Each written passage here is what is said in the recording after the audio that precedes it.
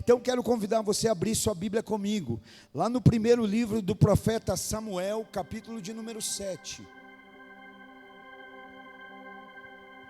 Glória a Deus. 1 Samuel, capítulo de número 7. Eu vou ler a partir do verso de número 1. A Bíblia diz que aonde o Espírito de Deus está, aí há liberdade. Você é livre. Livre para adorar, para celebrar, para receber, amém? E eu quero declarar que Deus vai te pegar nessa noite, que o Espírito da verdade, da palavra, da revelação vai tomar sua vida aí, em nome de Jesus. 1 Samuel, capítulo de número 7, verso 1, diz assim: os homens de Kiriate Jearim vieram para levar a arca do Senhor, e eles a levaram para a casa de Abinadab, na colina, e consagraram o seu filho Eleazar para guardar a arca do Senhor. A arca permaneceu em Kiriate Jearim muito tempo, foram 20 anos, e todo o povo de Israel buscava o Senhor com súplica. E Samuel disse a toda a nação de Israel: se vocês querem voltar-se para o Senhor de todo o coração, livrem-se então dos deuses estrangeiros e das imagens de Astarote.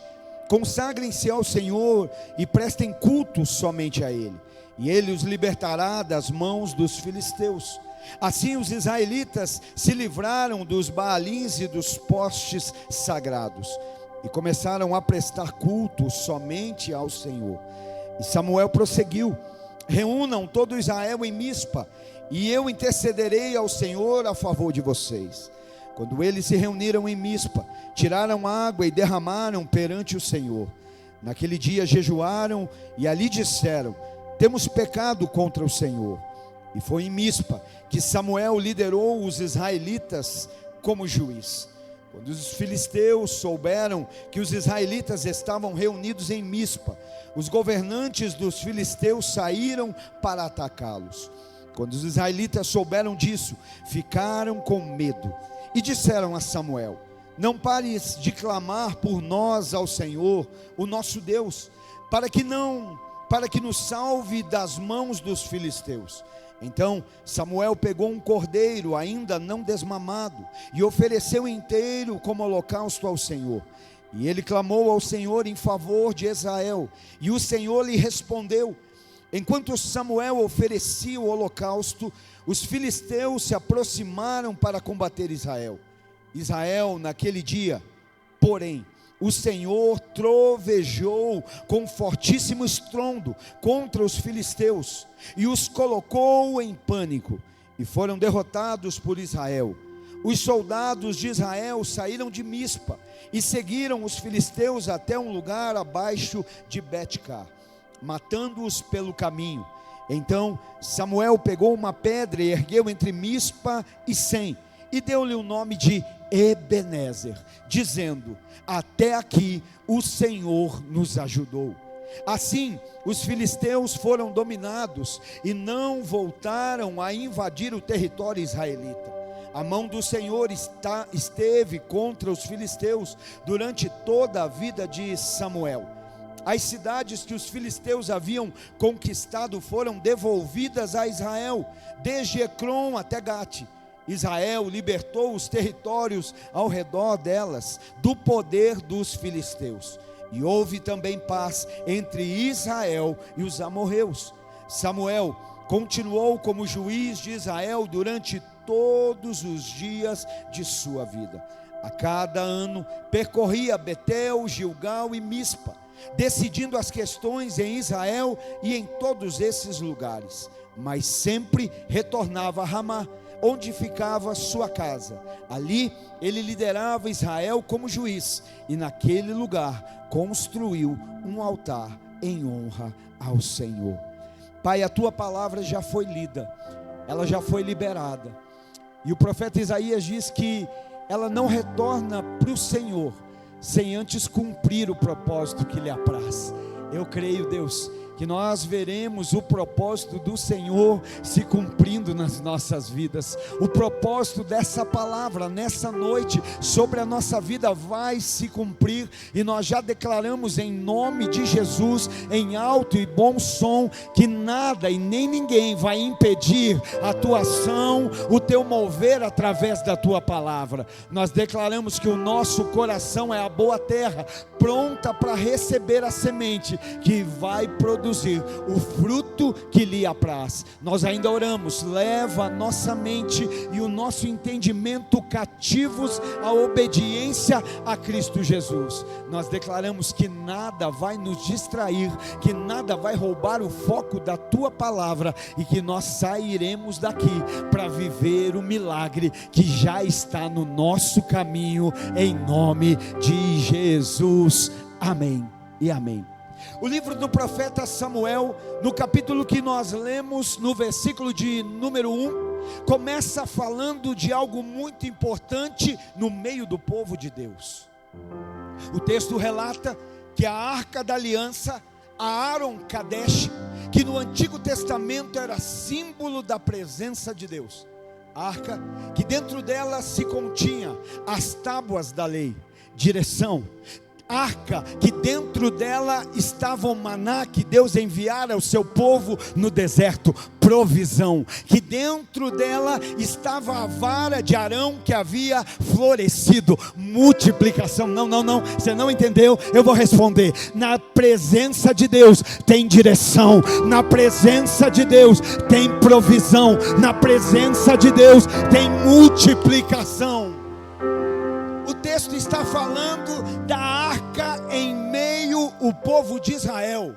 O texto está sendo mais específico e está dizendo que a arca da aliança havia ficado na casa de Abinadab. Ah, meu Deus, pensa comigo. A arca da aliança, o símbolo da presença de Deus, estava na casa de Abinadab. Aí você pensa, aí tem milagre. Se a arca está na casa dele, tem glória. Se a arca está na casa dele, tem coisas acontecendo. Ele está vencendo, ele está rompendo. A glória de Deus está se manifestando. Não é o que a minha Bíblia diz. 20 anos essa arca permanece na casa de Abinadab, mas nada de bom acontece. Não há glória, não há poder, não há manifestação da presença de Deus. Pelo contrário, a morte. Um dos filhos desse homem vai morrer por tocar na arca de maneira irreverente. A falta de reverência à presença de Deus trouxe morte à casa de Abinadab. Não apenas à casa de Abinadab, ao povo de Israel. Nesse momento eles estão provando de um tempo de frieza, de mornidão. Não há vida, não há glória, não há manifestação, não há poder, não há manifestação da presença de Deus no meio deles. Eu não sei se você está entendendo, mas aqui nós já aprendemos uma grande lição.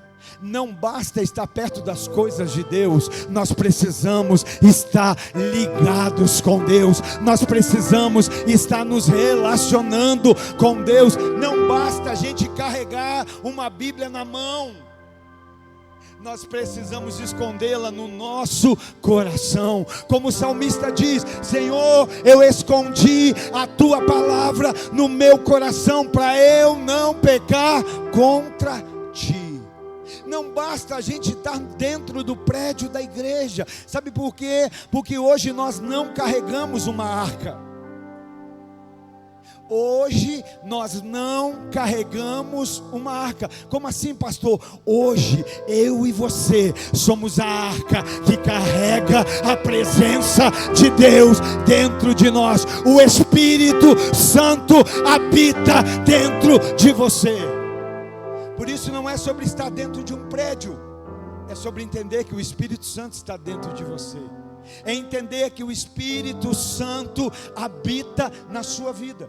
Então não basta estar perto das coisas de Deus, eu preciso me relacionar com esse Deus, eu preciso estar alinhado com esse Deus. Se eu quero ver, irmão, eu não sei como foi o ano que passou, irmão, mas eu quero viver coisas novas em 2026, quero viver tudo aquilo que Deus tem. Deus fala na sua palavra, Jeremias capítulo 29, verso 11, que é Bíblia, toma a Bíblia: eu, o Senhor, é que sei os planos que tenho a respeito de vós, planos de fazer prosperar e lhe dar um futuro, lhe dar o fim que desejais. Então vocês virão a mim, vocês me procurarão e me acharão quando me buscarem de todo o vosso coração.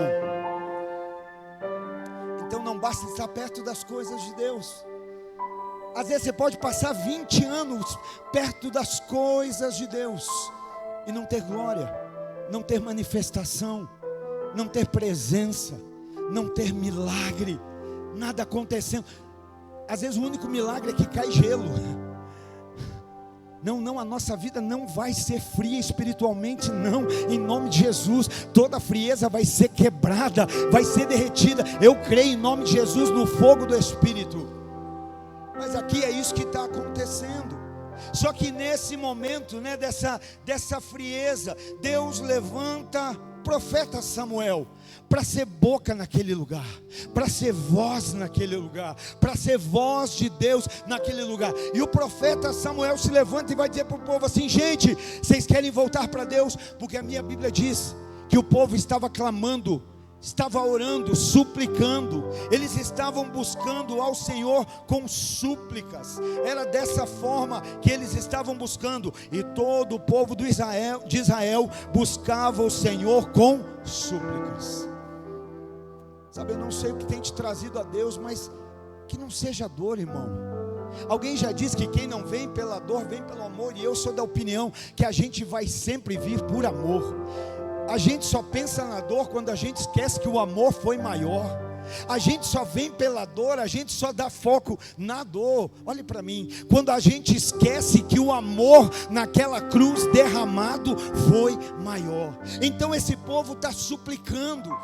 Esse povo talvez está buscando por dor. Irmão, sabe por que nós estamos hoje aqui? Sabe por que nós escolhemos estar hoje aqui? Não é porque a gente está sofrendo, não é porque a gente não tem para onde ir, não é porque é o fim da vida, não, é porque Deus nos amou de tal maneira que nos resgatou, que nos salvou, e nós entendemos salvação. E hoje nós não viemos para receber, hoje nós viemos para entregar um culto de adoração a Ele. Mas é nesse momento que o profeta se levanta. O profeta se levanta para ser voz. Olha, vocês querem voltar para Deus? Eu não sei você, mas eu quero chegar ainda mais perto do plano de Deus, da vontade de Deus, daquilo que Deus tem. Me alinhar ainda mais com o que Ele tem. Então Ele vai dizer: olha, vocês querem se achegar a Deus. Sabe, é como se Ele estivesse dizendo: vocês querem viver um avivamento? Vocês querem viver um milagre? Tem alguém aqui que deseja ser avivado? Tem alguém aqui? Tem algum inconformado? Eu sou. Eu sei que tem mais. Eu sei que tem mais. Aleluia. E Ele está dizendo: vocês querem voltar para Deus? Há uma vontade no teu coração de voltar para Deus de todo o coração. E então Ele diz: então, primeiro passo, se livre dos deuses estrangeiros. Quer voltar para Deus de todo o teu coração? Irmão, eu não sei quantos anos você tem de conversão, mas não se entrega, só pensa. Você está feliz hoje com o que você está vivendo em Deus? Ou você olha para trás e lembra assim: eu me lembro de dias que uma palavra era suficiente para me fazer chorar. Eu me lembro de dias que uma palavra era suficiente para me fazer arrepiar.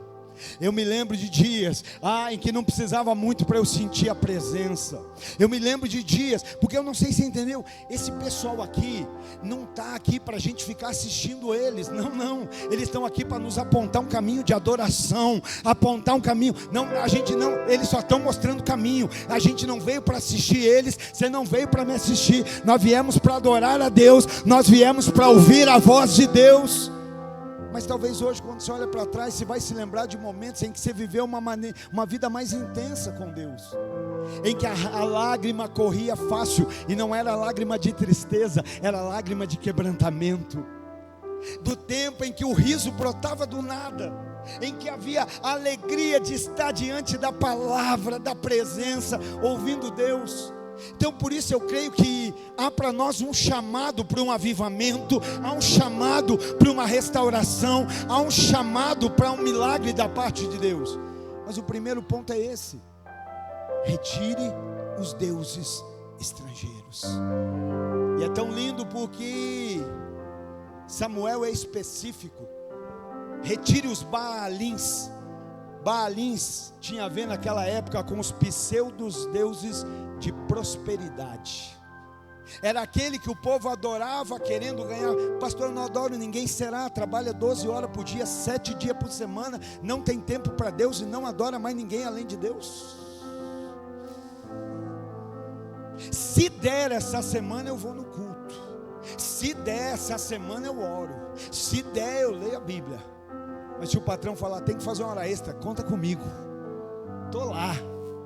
A primeira coisa ele fala isso: tirem os Baalins. Irmão, eu falava aqui de manhã, tem acontecido algo tão lindo. Esses dias nós temos empresários na igreja, e alguns têm vindo falar: pastor, eu não sei o que está acontecendo, ou melhor, eu sei, eu gosto dessas contradições, né? Tem gente chegando lá da minha loja do nada. Tem gente chegando e não pede nem orçamento. Eu quero isso. Eu vou fazer o cálculo para você. Não precisa, pode finalizar o pedido. E aí a pessoa diz assim: eu não sei o que está acontecendo. Um dia desse nós tivemos aqui um treinamento para voluntários, um sábado. Teve um empresário da igreja que ele tinha uma confraternização da empresa. Ele é o dono da empresa. Ele estava marcado já a confraternização da empresa. Quando saiu a data do treinamento do voluntário, sabe o que ele fez? Cancelou a confraternização. Mudou de dia. Sabe o que ele estava dizendo? Do que adianta? Ele não estava desprezando os colaboradores, ele só estava entendendo que essa colaboração não pode faltar. Se não houver essa colaboração, vai ficar muito difícil aqui. Por isso a gente começa a entender que o primeiro passo é esse: tirar os falsos deuses. Primeiro são os Baalins. Depois ele fala de Astarote. Sabe o que significa Astarote? Prazer. Ele estava dizendo: olha, quer viver com Deus de verdade? Quer ter um avivamento? Quer viver um milagre? Quer mudar a chave da tua história, da tua vida? Quer terminar esse ano de maneira diferente? Tire do lugar de Deus aquilo que só é devido a Deus. Tire do trono, que o único merecedor de estar nele é o Senhor Jesus. Alguém pode dar um glória a Deus por Jesus? Alguém pode dizer um aleluia, glória a Deus? Não deixe o calor te abater, meu irmão. O inferno é muito mais quente.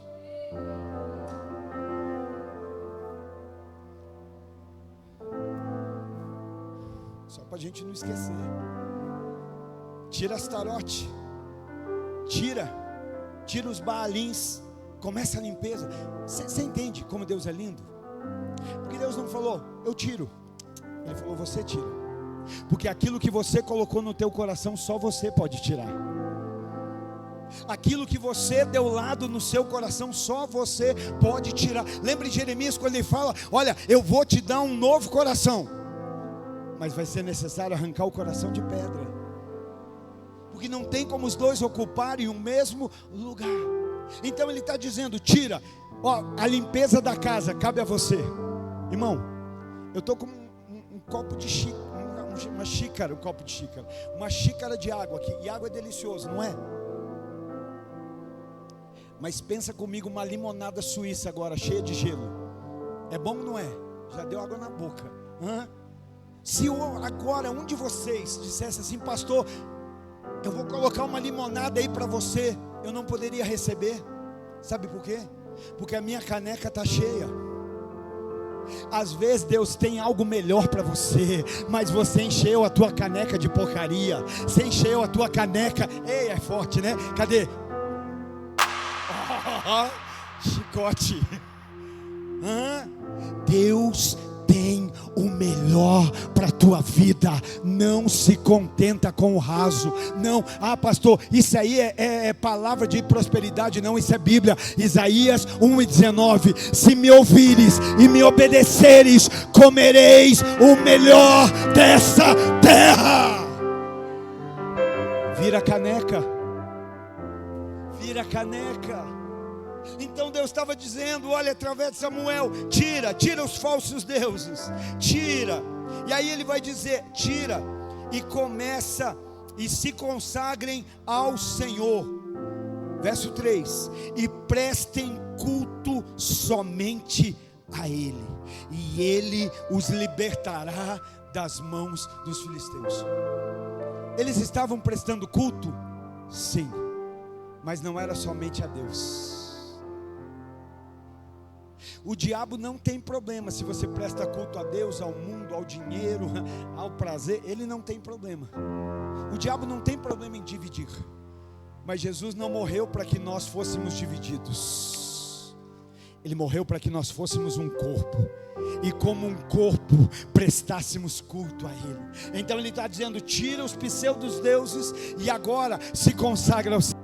Se consagre e a Ele preste culto, a Ele preste culto. Ele está dizendo, Ele vai libertar vocês, irmão. Para eles Ele estava dizendo, preste culto, porque Ele vai libertar. Para nós eu vou te dizer, vamos prestar culto, porque Ele já nos libertou. João 8:32, aleluia. Conhecereis a verdade, e a verdade vos libertará. João 8:36, pois se o Filho vos libertar, verdadeiramente sereis livres. Você é livre para adorar, você é livre para celebrar, você é livre. Não é preste culto porque Ele vai fazer, nós prestamos culto porque Ele já fez. Agora se consagre, preste culto somente ao Senhor. E Samuel prosseguiu, e ele vai dizer agora que vocês tiraram os pseudos deuses, falsos deuses, porque o dinheiro é um falso Deus, o corpo é um falso Deus.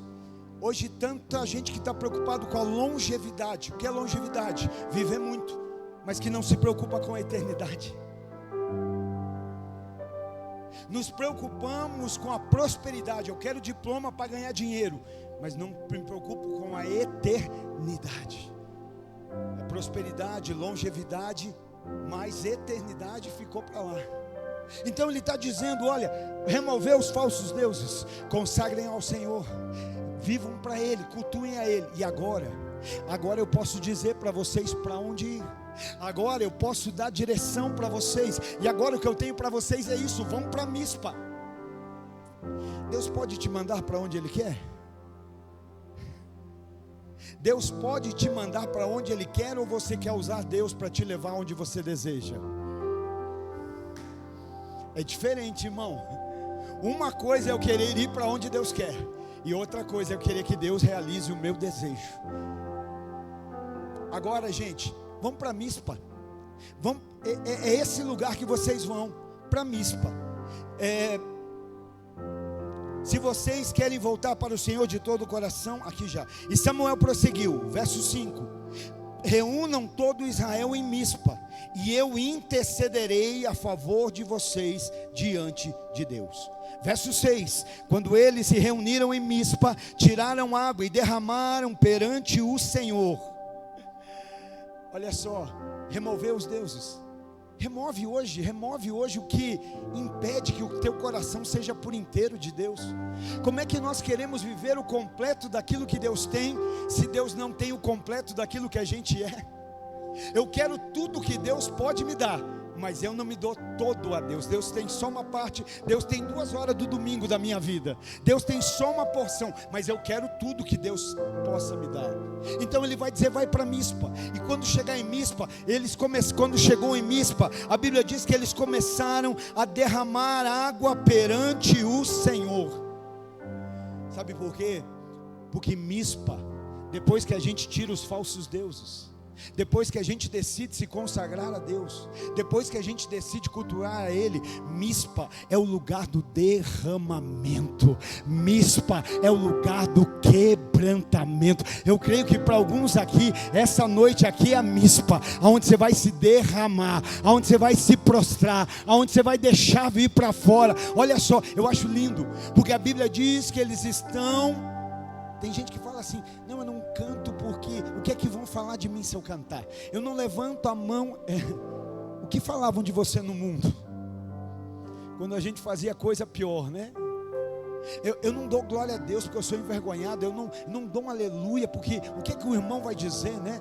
Eu conheço um irmão que um outro falou do lado dele: não canta que você é desafinado. E aí ele falou: o dia que eu estiver cantando para você eu paro, mas como eu estou cantando para Deus, aleluia. E aí às vezes a gente fica preocupado: não, eu não faço porque se derrama, meu irmão. Se derrama. A Bíblia está dizendo que eles estão derramando água. Não é sobre uma terra, eles estão derramando água perante ao Senhor. Você está entendendo? Você não veio cultuar Lagoinha, você não veio cultuar Luiz, você não veio cultuar André, você não veio cultuar Márcio, você veio cultuar ao Senhor. Derrama, derrama, derrama diante dele a tua adoração. E eles estão derramando, e eles estão derramando. Só que não fica só no derramar, eles começam a jejuar. Ai, agora ficou forte, pastor. Falar de jejum. Eles começam a jejuar. Naquele dia teve jejum. Nós queremos o mover do céu. Nós queremos o derramar do céu. Mas será que nós somos a geração que vai atrair o movimento do céu para a terra? Eu nunca me esqueço. Quando eu cheguei nessa cidade, uma coisa tocou meu coração. Primeiro salão que nós tínhamos, tinha umas TVs penduradas, não tinha projetor, e a TV ficava num ferro assim, e um dia caiu um raio aqui, queimou tudo as TVs, e eu fui levar na assistência, e o rapaz da assistência disse assim: olha, se você for na Copel, você tem direito a receber, eles ressarcem, tem um ressarcimento. Eu falei: não, deixa para lá, vamos arrumar, vamos consertar. E ele falou: se eu fosse você eu procuraria, porque aqui é comum cair raio. E eu falei: é mesmo? E eu disse: mas por quê?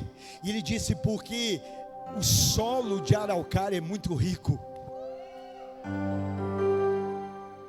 O solo de Araucária tem minerais que atraem o movimento do céu. Não, você não entendeu. Eu quero crer que hoje aqui tem um povo na terra que está atraindo o movimento do céu. Aleluia. Mateus 6. Deus, para que seja feito aqui na terra a tua vontade, como ela é feita aí no céu.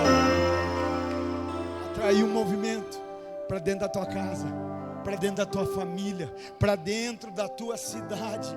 E aí eles estão ali se derramando, estão ali jejuando. É essa geração que Deus está esperando, irmão. Quem viu a pastora Ezenete esses dias aí foi tomada pelo Espírito Santo, falando de arrependimento. A gente é o povo do julgamento. A gente entra nos lugares de nariz empinado querendo julgar, mas Deus não levantou juízes. A época dos juízes já passou, aleluia. Samuel foi mas já foi. Agora o movimento não é de juízes, agora o movimento é de filhos. A criação aguarda com expectativa a manifestação dos filhos de Deus. Não é sobre julgar, é sobre se quebrantar. Tem quebrantamento. Os falsos deuses foram tirados. Tem derramar, tem jejum. E sabe o que vem acompanhado? Eles começam a dizer: Senhor, pecamos contra ti. Senhor, nós pecamos. Eles começam a confessar. Quando eles se reuniram em Mispa, tiraram água, derramaram perante o Senhor. Naquele dia jejuaram e ali disseram: temos pecado contra o Senhor. Sem acusação, irmão, mas com muita graça, com muito amor. E coloque muito amor nas minhas palavras. Talvez 2025 não foi o melhor ano da tua vida. Talvez 2025 não foi o teu ano que você viveu mais de maneira espiritual como devia. Mas deixa eu te lembrar, qual foi a última vez que você confessou um pecado a Deus? Qual foi a última vez que você reconheceu que é pecador? A Bíblia diz que aquele que diz que não peca, já se fez pecador. Agora, diante da presença de Deus, quebrantados, derramando, prostrados, eles estão dizendo: Senhor, nós pecamos contra o Senhor. Está entendendo, irmão? Não sei se você está acompanhando o meu raciocínio, mas nós estamos dizendo: Senhor, faz milagre na minha vida, gera avivamento, gera vida a partir de mim, multiplica, gera crescimento, faz acontecer. E Deus dizendo: como? Deus dizendo de que forma. É nesse lugar, Mispa, que a gente vai se quebrantar, que a gente vai dar nome para o pecado. O pastor André fala, a pessoa diz: estou com um problema no casamento. Não, mas muitas vezes é pecado. Estou com um problema na vida financeira. Não, muitas vezes é pecado. E pecado tem nome, pecado precisa ser confessado. Sabe qual é o único pecado que não é perdoado? Aquele que não é confessado. Mas a palavra de Deus diz em João: filhinhos, não pequeis, mas se pecarem, vocês têm um advogado que é justo e fiel para lhe perdoar de todo pecado e lhes purificar de toda iniquidade. O único pecado que não é perdoado é o que não é confessado. Sabe, que venha sobre nós nessa noite esse constrangimento de saber: talvez minha casa não viveu milagre, não viveu maravilha, não tem avivamento, talvez está havendo morte, talvez porque eu não tenho colocado para fora, eu tenho mantido aqui dentro aquilo que precisa vir para fora, não fora para ser julgado, fora para ser perdoado, fora para receber o perdão e caminhar de maneira leve com o Senhor. Então foi naquele lugar em Mispa que Samuel liderou como juiz. E aí sabe o que acontece? É nesse momento que a minha Bíblia diz que os líderes dos filisteus, os governantes dos filisteus, então decidiram atacar. Você entendeu? Qual foi o momento que o inimigo se levantou? Quando o povo estava se consagrando a Deus. Pastor, não é na hora que eu estou lá na rede de boa. Não, na hora que você está na rede, ele diz: fica aí. Ele diz assim: maratona mais uma série. Vai lá, você merece, você precisa disso. Não é nessa hora nessa hora ele não levanta, nessa hora ele nos embala. Quer que eu empurre a rede aí, está tão confortável. Qual é irmão, nós estamos indo falta 3 dias para o final de 40 dias de oração e jejum, e eu espero que você esteja nele, né? Mas irmão, não vou pedir para você levantar a mão, mas depois que a gente começou, meu Deus, quanta luta, quanta prova. Eu converso com as pessoas vêm: pastor, olha o que aconteceu. Mas você vê quem se consagra. Eu não vejo assim: olha o que aconteceu. Pastor, o que aconteceu? Comecei a orar, o inimigo se levantou, olha, virou de ponta cabeça. Olha, mas pastor, como é que vai falar com alegria? Porque deixa eu te dizer, se o inimigo se levantou na tua vida, porque você está orando, porque você está jejuando, porque você está se consagrando a Deus, escuta bem isso, é só uma questão de tempo para ele ser abatido, é só uma questão de tempo para ele ser colocado em retirada, aleluia, porque se ele se levantou por conta da tua consagração, o Deus a qual você se consagra, ele cuida da tua luta. Agora cuidado, porque se ele se levantou por causa da tua brecha, se é por causa da brecha que nós damos, aí é diferente. Agora, se é por conta da oração, eu não tenho dúvida que ele só se levantou para um propósito. Quando o inimigo se levanta na tua vida por conta no momento da oração, no momento do jejum, no momento da consagração, ele só se levanta para uma coisa: para cair. É só para cair. Por isso permanece, fica firme, não desiste, continua. Se não estava, irmão, entra nesses 3 dias, entra, vamos orar, vamos jejuar, vamos consagrar de verdade, e vai ter glória. Eu estou vendo 31, nós vamos entregar aqui essa consagração, e Deus tem feito tanto. Então é nesse momento que o inimigo se levanta. Quando eles ficam sabendo, os israelitas agora eles ficam com medo. Eles começam a temer o ataque do inimigo. Alguém já disse que medo é um espírito, mas eles sentiram medo. Pastor, é pecado sentir medo? Eu acredito que sentir não, pecado é andar no medo, é viver com medo, é caminhar no medo. Eles sentem medo, mas no momento do medo, sabe o que eles fazem? Eles vão buscar o profeta, vão buscar Samuel e vão dizer: Samuel, não para de orar por nós, não para de interceder por nós, não para de clamar por nós. Os inimigos estão vindo, mas nós sabemos qual é a nossa arma. Não, você não entendeu o que eu disse. Como você se prepara quando você sabe que ao teu encontro está vindo aquela pessoa que falou mal, aquela pessoa que quer ver o teu fim, aquela pessoa que quer te derrubar, aquela pessoa que quer te desmotivar? O que é que você faz? O povo de Israel não vai buscar espada. O povo de Israel não vai buscar lança. O povo de Israel não vai buscar escudo. O povo de Israel não busca arma natural. O povo de Israel recorre à oração, porque a minha Bíblia diz que há poder na oração do justo. A oração é poderosa e eficaz. É aqui que nós lutamos as nossas guerras, na oração. Eles vão buscar oração. Samuel, não para de orar. Deixa eu dizer para alguém hoje aqui: não pare de orar. Tem rumores do inimigo, tem rumores de ataque, tem rumores de opressão, tem rumores aí de problemas, mas deixa eu dizer, continue orando, continue intercedendo, continue clamando, nunca pare de orar. Sabe por que eu estou aqui hoje? Porque alguém um dia não desistiu de orar pela minha vida. Mesmo quando eu estava no caminho contrário, mesmo quando eu estava fazendo tudo aquilo que desagradava a Deus, tudo aquilo que desagradava essa pessoa, ela estava ali orando, orando, orando e crendo: um dia eu vou colher o fruto da minha oração. Creia, você vai colher o fruto da tua oração. Eles vão atrás da oração, do clamor, da intercessão do profeta. E é nesse momento então que Samuel ora ao Senhor. Ele clamou ao Senhor, verso 9, em favor de Israel.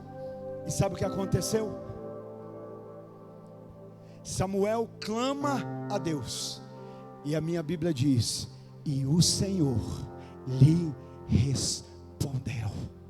E o Senhor lhe deu resposta.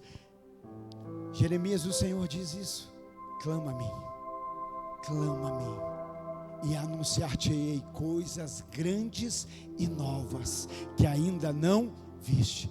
Tem gente que fala: pastor, eu não estou ouvindo, porque quem sabe você não está clamando. Você nunca vai ouvir uma resposta de alguém que você ainda não está conversando. O salmista diz: eu clamei, e o Senhor se inclinou para ouvir a minha oração. Não, você não entendeu. Existe oração na terra que move Deus no céu. Existe clamor na terra que move o Todo-Poderoso no céu. Deus não se move quando você esbraveja. Deus se move quando você se quebranta. Ficar bravinho, como é que é o nome do bichinho lá que pega fogo? O Raiva, né? Como é que é o nome do filme? Divertidamente. Tem crente que parece o Raiva. Não é avivado, não é pentecostal, você entendeu? Aquele foguinho não é de avivamento. Não fica vermelho que denuncia, irmão. Calma, calma, controla. Clama e ele responde. Samuel clama e Deus dá resposta. Tem resposta da parte de Deus. Olha só, só que tem gente. E aí os inimigos, pastor, os inimigos continuam vindo. É nesse momento então disseram a Samuel: não pares de clamar por nós ao Senhor, o nosso Deus, para que nos salve das mãos dos filisteus. Então Samuel pegou um cordeiro ainda não desmamado e ofereceu inteiro como holocausto ao Senhor. E ele clamou ao Senhor em favor de Israel, e o Senhor lhe respondeu. Samuel vai orar, e para orar ele oferece um cordeiro. E eu, pastor, você já pode orar, porque um cordeiro imaculado já foi oferecido, um cordeiro santo já foi sacrificado, para que Deus pudesse ouvir o nosso clamor, para que Deus pudesse ouvir a nossa oração. Ele ora e Deus responde. Ele ora e tem resposta. Então enquanto Samuel oferecia o holocausto, os filisteus se aproximavam para combater Israel. Tem gente que fala assim: não dá tempo de adorar. Quem não vive adorando perdeu o propósito de vida.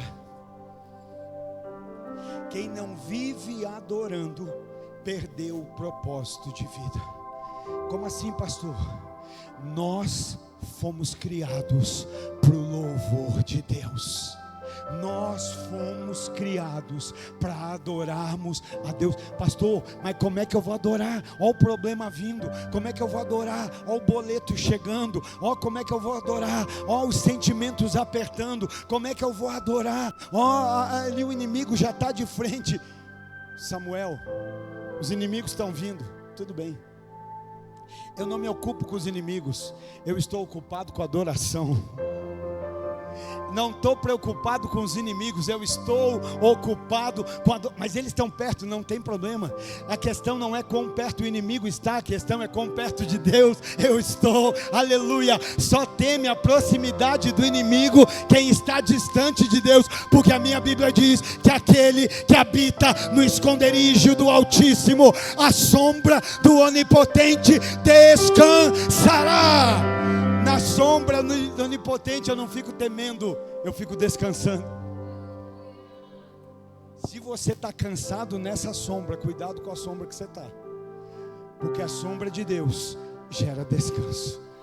Samuel, eles estão chegando, não tem problema, eu estou adorando.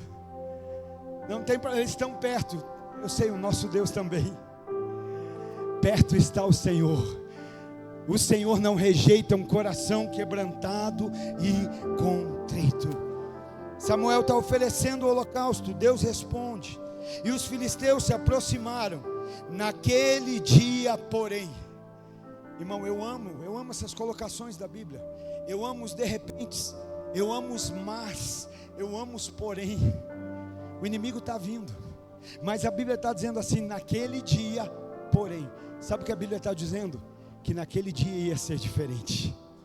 Eu não sei se acredita nisso, mas se você tiver fé, eu tenho para declarar. Não sei se você tem para receber. Você pode voltar para casa hoje, porém, a chegada lá vai ser diferente. Hoje, porém, o que vai acontecer vai ser diferente. Amanhã, quem sabe se vai voltar a trabalhar, mas deixa eu declarar, porém, vai ser diferente. Amanhã é segunda-feira e você vai dizer é tudo igual. Não, amanhã o porém de Deus vem antes. Os inimigos estão vindo, porém, naquele dia, trovejou o Senhor. Vai se ouvir som, vai, mas não é do escárnio do inimigo, não é da afronta do inimigo, não, é de Deus trovejando do céu, aleluia, uma voz como de muitas águas, que vai silenciar a voz da preocupação, a voz da ansiedade, a voz da depressão, a voz da incredulidade, a voz do medo, a voz da fraqueza, aleluia, a voz que vai dizer no teu íntimo: eu sou o Senhor, não tema, eu te tomo pela minha destra, eu te sustento, eu te fortaleço. Esse é o Senhor. Faz quanto tempo que Deus não troveja na tua vida? Talvez o que troveja é a fofoca, é a murmuração, é a reclamação, mas Deus está virando essa chave hoje. Vai ter um trovejar de Deus, um bradar do céu, um ecoar do céu sobre a tua vida na terra. Alguém pega isso, alguém recebe isso, alguém pode glorificar ao Senhor nessa noite, alguém pode oferecer um aplauso bem forte a Jesus, aleluia.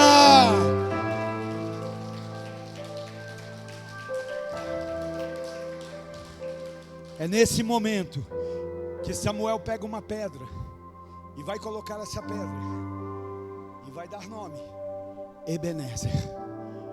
Até aqui nos ajudou o Senhor. Quantos já tinham escutado Ebenezer? Agora não levanta a mão. Agora não levanta. Quantos aqui já usaram essa palavra? Ebenezer. Até aqui nos ajudou o Senhor. Mas você já tinha lido o contexto? Ebenezer, quando os deuses estrangeiros são tirados. Ebenezer, quando o povo se quebranta. Ebenezer, quando tem derramar. Ebenezer, quando tem o consagrar. Ebenezer, quando tem a confissão. Ebenezer, quando tem a obediência. Aleluia. Ebenezer, quando tem vida de oração. Glória a Deus pela sua vida, Gabriel. Aleluia. Não dá para dizer que Deus está sustentando uma vida que não está de acordo com a vontade dEle. Aí eu quero colocar o Ebenezer de Deus aonde o Ebenezer de Deus nunca esteve. Está entendendo? Mas hoje dá para a gente virar essa chave, porque Ebenezer não só diz respeito ao que Deus fez. Ebenezer não é só para eu olhar para o passado. Irmão, na verdade eu não olho para uma pedra, hoje eu olho para uma cruz. Para uma cruz que está vazia, por um madeiro que não está ocupado, aleluia, mas que faz me lembrar daquilo que Ele já fez. A cruz está vazia, mas o trono está ocupado. Me mostra o que Ele fez no passado, me mostra o que Ele está fazendo hoje, mas também me faz confiar no que Ele fará amanhã. Eles estão caminhando, eles estão andando, e vamos para o final. Assim os filisteus foram dominados e não voltaram a invadir o território de Israel. As minhas perguntas que você não precisa responder, mas que você responda no seu íntimo e no seu coração, com toda sinceridade. Você já teve lutas que você lutou e venceu? Você falou: uau, venci, esse inimigo eu venci. Só que passou um tempo e o inimigo voltou. Aquele mesmo problema, aquela mesma área, aquela mesma circunstância. Não responde, irmão, não se entrega, não chacoalha. A gente luta e fala: venci.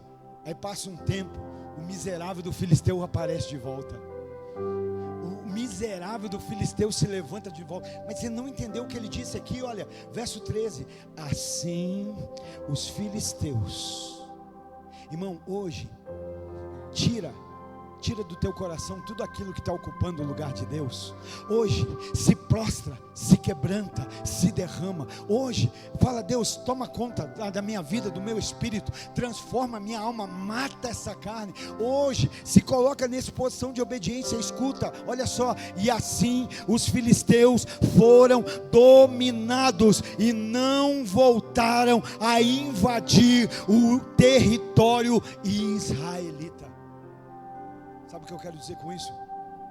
A gente só não vai ser livre daquilo que a gente ainda não foi liberto de verdade. O inimigo está voltando, então eu ainda não fui liberto de verdade. Se esse inimigo continua voltando, é porque eu ainda não matei ele como eu tinha que matar. Mas eu conheço um menino especialista em derrubar inimigo. Aleluia. Eu conheço um jovem e especialista em derrubar gigante. Um dia o jovem vai estar diante de um grande gigante que parou muitos homens, que fez com que um exército paralisasse. O exército de Israel está paralisado. O rei está tremendo, está de calça curta. O rei Saul está com medo. Mas chega um jovem para levar o alimento para os irmãos, que vai olhar o gigante e dizer: ei, ninguém vai fazer nada com esse incircunciso, não tem homem aqui para enfrentar. Eita, é o tempo em que Deus levanta meninos para suprir o lugar de homens. Meninos homens sendo usados no lugar de homens meninos. Esse menino se levanta, aleluia. Não vão fazer nada. O que é que ganha quem combater com esse gigante? O que é que ganha quem combater com o incircunciso? Davi não chama Golias de gigante, Davi chama ele de alguém sem paternidade, alguém que não tem pai. Que vão fazer com esse incircunciso? E alguém vai dizer: olha, quem derrubar o Golias vai ganhar isenção de impostos, vai ganhar a filha do rei. Tá para mim, deixa comigo. Saul ainda vai querer dar a armadura dele, né, para entrar na batalha. Davi tenta. Mas deixa eu dizer, Davi já tinha sua armadura própria. Davi não precisa. Eita, será que alguém pega aqui? Para de ficar buscando a armadura dos outros para lutar as tuas guerras. Para de ficar buscando a armadura de outro para lutar as tuas guerras. Você já tem a armadura que você precisa. E a armadura que você tem se chama Espírito Santo de Deus. Ele é a tua armadura, Ele é o teu revestimento, Ele é a tua força. Ô Saul, toma aí a tua armadura, porque o teu número não é o meu número.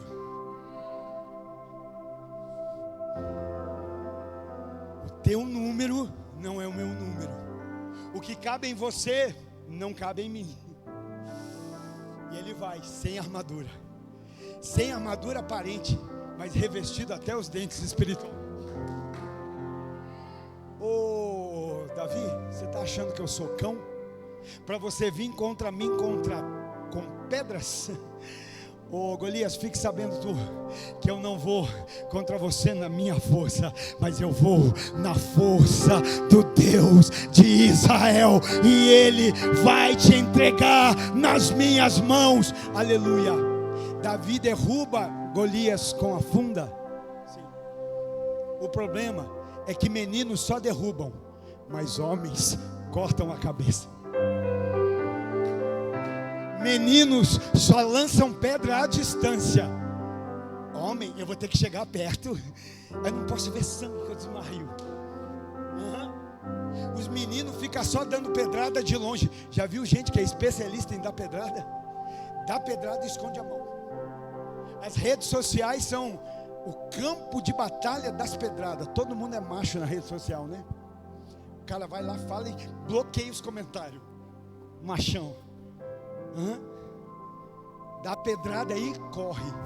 Mas Davi vai dar pedrada, o gigante vai cair, porque não é na força da pedra de Davi, não, é na presença do Deus de Israel, é no nome do Deus de Israel.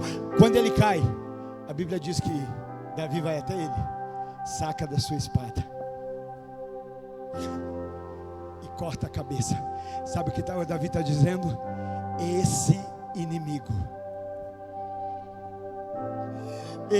inimigo, hoje é noite de você cortar a cabeça desse pecado. Hoje é a noite de você cortar a cabeça desse mal que tem te destruído. Hoje é noite de você cortar, porque Davi está dizendo: esse inimigo não me incomoda mais. Esse inimigo está morto. Esse inimigo está vencido, em nome de Jesus. Você pode celebrar ao Deus que nos dá vitória, ao Deus que entrega os inimigos nas nossas mãos. Aleluia.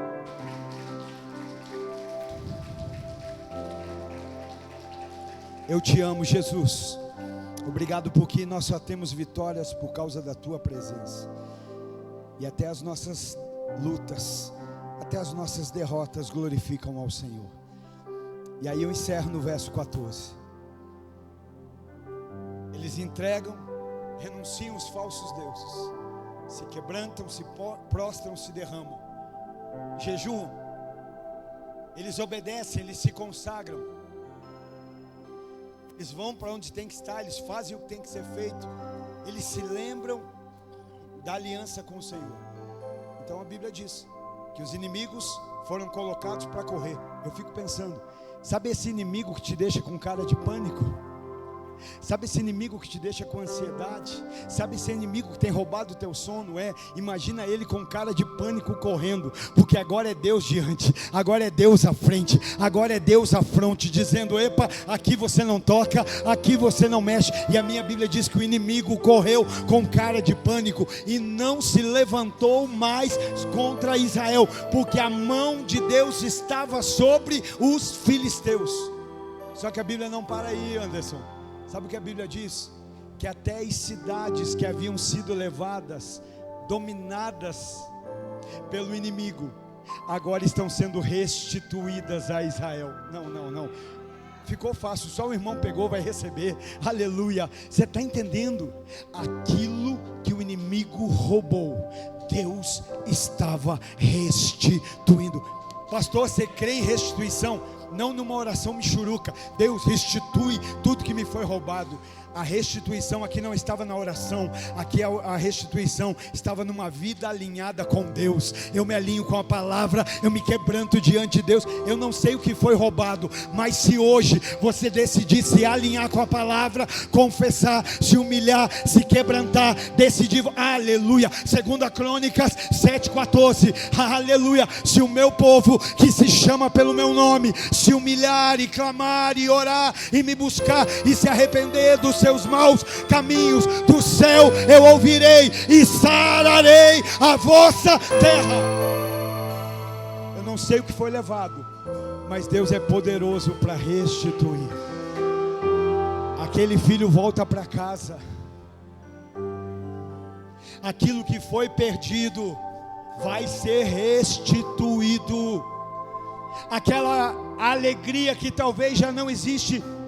Porque uma coisa, irmão, é a gente achar que não perdeu, a gente fazer de conta que não perdeu. A mesa está vazia, o lugar está vazio, não, mas está tudo bem. Falei para a pastora ontem, eu assisti um filme, que um menino passava uma situação tão difícil, e todos os anos, a mãe ia para a rua encontrar o menino no dia do aniversário dele. E no dia do aniversário ela levava um bolo na rua e falava: filho, vamos fingir que nós estamos em casa e que nós estamos celebrando o teu aniversário. E aí ele disse: mãe, já que você gosta de fingir, finge que eu morri. Não, você não vai fingir que quem está vivo morreu. Não, porque vai ser restituído. Pode estar longe, mas vai vir para perto. Pode estar longe, mas vai vir para perto. Pode estar fora, mas vai voltar para dentro. Pode estar com aparência de morto, mas vai voltar a viver em nome de Jesus. E até os arredores foram abençoados através de Israel. O povo ao redor foi alcançado pela libertação que Israel provou. As cidades que os filisteus, verso 14, e aí nós oramos. As cidades que os filisteus haviam conquistado foram devolvidas a Israel, desde Ecrom até Gate. Israel libertou os territórios ao redor delas do poder dos filisteus. E houve também paz entre Israel e os amorreus, em nome de Jesus. Você recebe essa palavra nessa noite?